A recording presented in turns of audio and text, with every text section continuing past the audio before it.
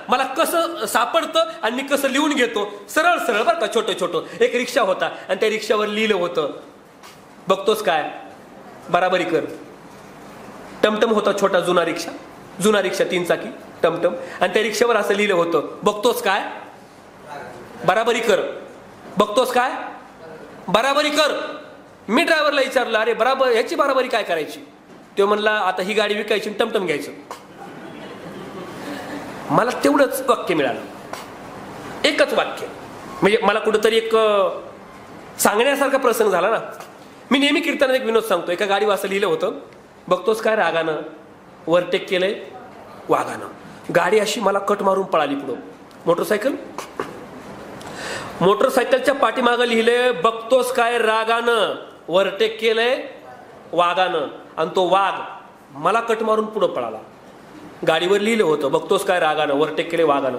त्यानं पुढं गेला, एका टपरीवर थांबला, टपरीवरल्या पुड्या घेतल्या 2-3 अशा फाडल्या, जणू वाघ फाडलाय, आणि तोंडात टाकल्या आणि वाट बघत बसलो ते गाडी कधी येते. माझी गाडी आली, परत त्यानं किक मारली, परत मला ओव्हरटेक केलं, पुढे गेला. गाडीवर लिहिलं होतं, बघतोस काय रागानं ओव्हरटेक केले वाघानं.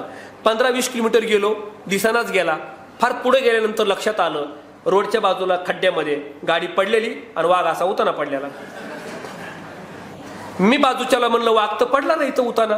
आम्ही 2-4 जणांना उचलला. कोण? वाघ. गाडीत टाकला आणि गाडीत टाकून हॉस्पिटलमध्ये नेला.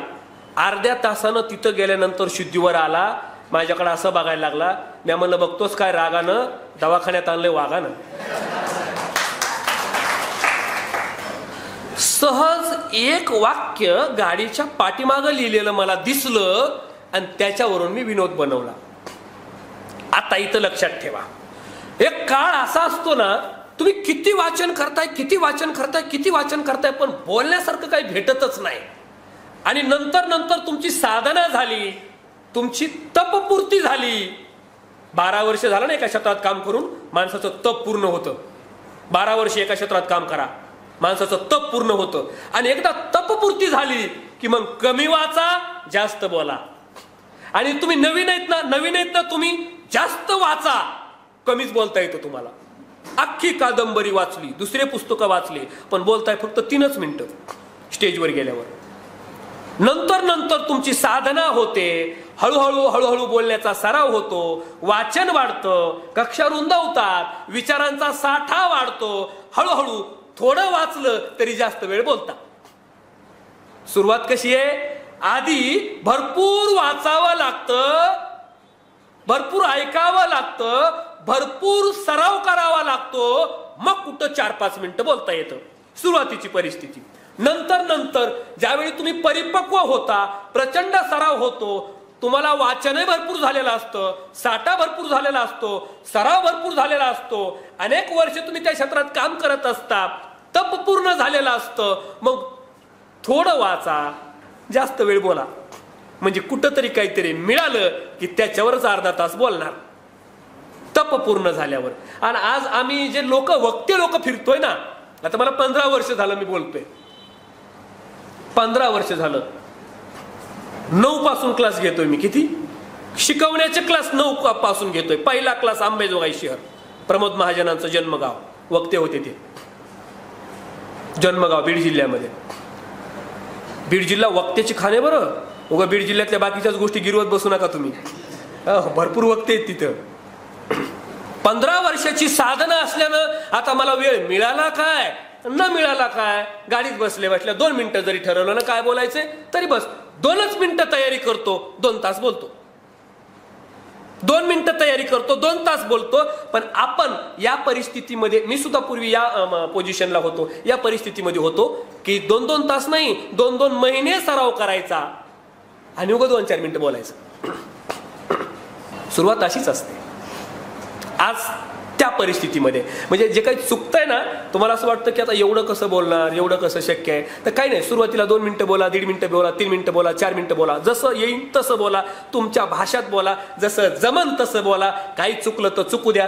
सूरज चव्हाण कडून शिकायचं, काय चुकतंय, काय देणं घेणं नाही, या जगाचं काय देणं घेणं नाही, आपण आपलं व्यक्त व्हायचं. उद्या जग तुमचं असतं, जसं असन तसं व्यक्त व्हायचं. ही कला आहे.